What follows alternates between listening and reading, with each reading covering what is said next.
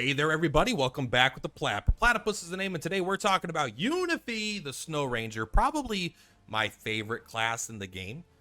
Probably my favorite character and favorite class. I mean, I don't know that much about her, I suppose, but it doesn't matter. Point is, before we jump into it, thank you very much. Boom to the YouTubes, to the members, YouTube subscribers, the YouTube supporters. You guys are all making this really fun. We've been having a good month since Unicorn Overlord came out, and I hope it keeps going. Anyway, let's jump into the video. So, Unify is probably kind of busted, honestly. She seems really, really strong in pretty much all team comps. She actually made me care about bows. I hadn't cared about bows because I thought Hunter and Sniper is kind of dog poop. And the Arbalist is like, fine. You know, whatever. They're fine. I'm not too upset about it. But let's kind of go over her stuff really quick, right? She's got 100 initiative. She does range assist, you know, normal thing. 2 times damage for bow attacks versus flyers. I kind of think it's weird to have that distinction, but it's all right. So 2 times bow attack versus flyers, and you know, bow infantry, archer. None of this stuff is that interesting, right? But her skills, oh boy, her skills. So you've probably seen her in a few of my videos recently. I'm not going to just go over the same exact build again, but she is the core, most important part of my quad tactical nuke build. So she is already really, really, really powerful for that. And for more details on that specific build, I'm just going to kind of point you towards that other video because I've already gone into it in pretty good detail, kind of 2 different times, like once in the Coliseum and once kind of as a standalone with a bit more detail. But let's go over her other skills here first, right? Let's just kind of see what she's capable of. Well, let's get the white elephant out of the way. Is that what it is? The white elephant? Let's get the elephant out of the room. The thing that I've talked about many times, Glacial Rain. Maybe the most powerful ability in the game. Maybe the most powerful ability I've seen in the game. This is an AoE charged. Okay, this ability is not that good if it's not for Quick Impetus. Quick Impetus is an item in the game that makes it strong. But still, because it is there, it makes this insanely good. It's a charge attack, meaning the first time they take their action, they don't do anything, and their second time they take their action, they actually initiate the attack. This attacks all targets 3 times with 60 potency and inflicts freeze. It's kind of like great damage, and it inflicts freeze. All right, so there's 2 downsides. 80% hit rate. It's nullified by the fact that she has Eagle Eye built into her kit, and the charge, which is nullified by the black cat ear hood or the white cat ear hood. So it basically has 0 downsides for being one of the most powerful damage, one of the most powerful CC effects you can have in the game. And it's also a physical skill, so you can even combine it with the different tomes, so you can even make it so it does AoE freeze and stun, AoE freeze and burn, things like that. So one of the best abilities in the game. Eagle Eye, we've seen a bunch. I thought it was bad on archers. It's great on her because she has really good attacks to use it with. Glacial Rain have an 80% hit rate, and some enemies have a high dodge. Like, this becomes really good when you're suddenly targeting everything, you know? Now, let's go over her other attacks really quick. Mystic Arrow. So, the thing is, what's weird is, like, she has kind of mediocre physical attack, right? Her physical attack is only a C, which is kind of mediocre. Like, it's base at 40. But, like, once you're getting later in the game, like, you get some really good items. Like, she's kicking some ass, bro. Even Lionheart is probably not exactly what we want in here, but I like having some crit rate. But so I could probably min-max these items more. But what makes, even though she has mediocre attack, like, these potencies are crazy. Attack a single enemy, deals additional magic attack of 100 potency to armored targets. So this is like a Oko armored killer, right? It basically, anything that's armored is gonna die. It's not like it's unguardable and unblockable and ignores all defense like a warrior does, but it does a physical potency, which honestly probably doesn't do that much, but it does another magic attack potency of 100 to the same target. So it may not kill everything, but it is a very, very high potency, good attack. And you're not going to use this all the time, but it is definitely pretty powerful in my opinion. Sonic Shaft, I think, is one of the cooler abilities. The thing is, I think her abilities get better the later in the game you get, and you get her relatively late in the game. If you started with her, I would say Mystic Arrow feels bad. Probably, and maybe it's okay in the early game, but in the mid game, I feel like it kind of falls off because I would just use spellcasters. Sonic Shaft also, at the lower level characters are, the worse this is. Attack a single enemy, deals 100% of target's initiative as additional damage. Now, if this is like the HP attacks that deal damage based off your HP, this is true damage essentially, right? Because the HP things like what the Griffin Knight has is a true damage ability, right? Where it does 50% of your damage. It just does that on top of whatever the normal hit does, so you can't avoid it. And so this is kind of a nuts amount of damage. It's not like it's close to broken, but it's not quite. But like, for example, if she attacked Elaine, who is one of my strongest characters, right? If he's using his rapid order and he used Tailwind, he probably would use it on the back row. But let's say he uses rapid order. He has 92 initiative. One, that's insanely fast. But two, it's like this would do an extra 92 damage to Elaine on top of the normal 100 potency, 75 attack. I mean, that's probably just killing him straight up. And especially if he tailwinds himself, because the initial damage is like unguardable, right? I assume it is, actually. I haven't played this enough to know for sure if it is, but it seems to be worded in the same way as the HP. So Sonic Shaft seems really, really good. Also, you could buff up your initiative to be fast enough where you can go before their characters. So in the mid game, I think this is really good. Glacial Rain, you've heard me, insanely powerful. Triple Counter, again, another great ability. Like, all these abilities are great. After an enemy attacks with an active skill, the only issue with Triple Counter is it's a counter attack, not a follow-up. So it's like, you have to be attacked, I'm pretty sure. It doesn't work when an enemy attacks with an active skill, a lane. It has to be when they attack you with an active skill. So this is going to be like if you get attacked by another archer or something like that. Because if we look at Bernice, where's Bernice at? Because Bernice's that does counterattack with like every single turn. Bernice has got to be up here somewhere. She's like one of my favorite characters, although I haven't used her that much in a while. Right, if we look at the wording here, after an ally is hit by an attack, that's different. That's a follow-up. That's a counterattack, but after an ally is hit by an attack. So this wording, to me, like the counterattacks means it has to actually attack you. Otherwise, it would have the other wording here. So it's good, but it doesn't trigger that much. But still, 300 potency counterattack is huge. You could even go with more of a counterattack build if you really want to put her on the front row. Have her just try to dodge everything, and then have her triple counter. I mean, that's a viable build. You could even have her have a thief's. You probably wouldn't have her have a thief's mantle, but you could have someone do the basically the thief's gift, right? But also, her final attack here is the Snow White Strike. Very good. After an ally attacks, you follow up attack a single enemy and inflict freeze. So this is so fucking good for 1 PP. This is almost like an ice conferral. Not quite as good, of course, but it's almost that level. Like any ally attacks at all, you will follow up attack a single enemy that's ranged, and you could freeze them.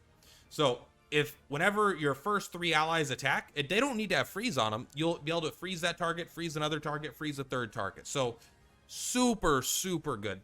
And then if you want to kind of take it less control and go more damage, you could just have your ally equip like a frozen battle axe or have a witch that freezes them, and then she could follow up and deal 175 follow-up damage to frozen targets and just like kind of try to kill them. So like every single one of these abilities is like fantastic. Like Mystic Arrow is a little situational. Sonic Shaft, I'll admit, is a little situational, and this does need a combo, right? They all have caveats, so I think it is relatively balanced. And like triple counter doesn't activate that much, but I mean, they're all just good. They're all great, and I kind of want her in almost every team comp. And mostly because Glacial Rain is, I think, one of the most powerful abilities in the game. But I mean, later in the game, enemies get fucking fast, man. Especially when they start using things like, I mean, I don't think the Witch instant cast actually works. But, you know, enemies, as they get higher level, initiatives go up. So this becomes stronger and stronger throughout the course of the game. Which is awesome. It's a built-in, because all attacks get stronger with the physical potency, but she just, yes, her physical potency goes up because her attack goes up, but beyond that, it also just does more additional bonus damage, which is awesome. And now, as far as her Valor skills, I'm not a huge fan of her Valor skills. The passive Snipe decreases the enemy's unit starting PP by 1.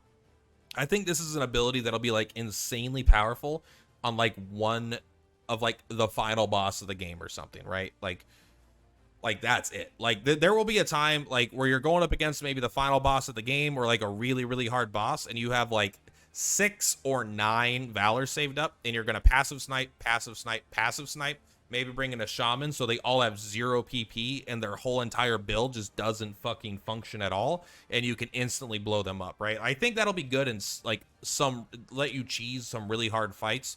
But on average, it's not better than the Wyvern ability to just kind of like jump on anyone. It's not better than Valorous Order. It's probably not better than the Cavalry Charge, right? But I think once you start using this in multiples against specific hard fights, that it will get kind of busted. Extra assist, increase assist damage by 50% and negate stamina consumption for all allied units within range. I won't lie, I haven't used this because I don't use ranged assists because I tend to rush through combat.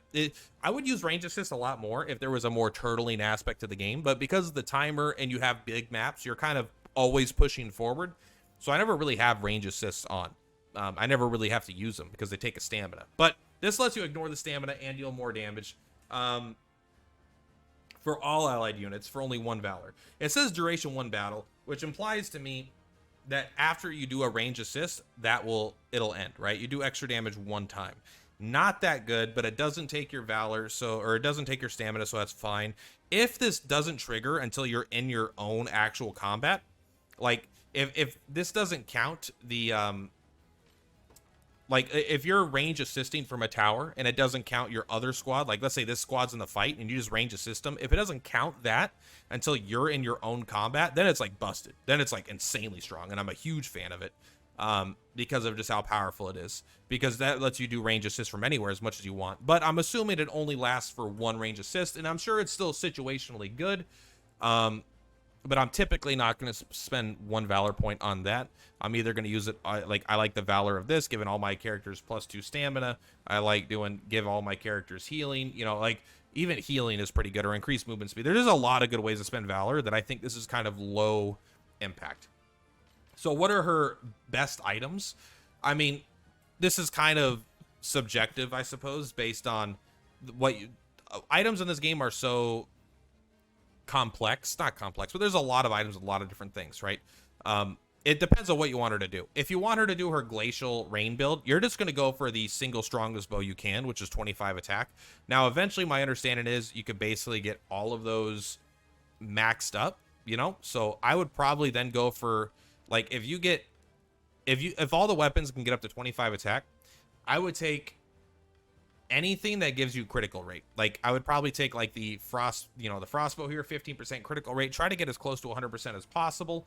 You could even still use this bow because 10 initiative, 1 AP, 10 evasion is insane. You're not going to want to use, I mean, you could grab something that uses PP, like even Healing Hunter is pretty good, right? If an enemy uses healing magic, which I think will count for like debuffs and stuff, you just get to attack them for a pretty high amount of damage. I mean, that's pretty good. It gives you a PP as well. Start a battle, this bow swiftness is a dog shit, no offense.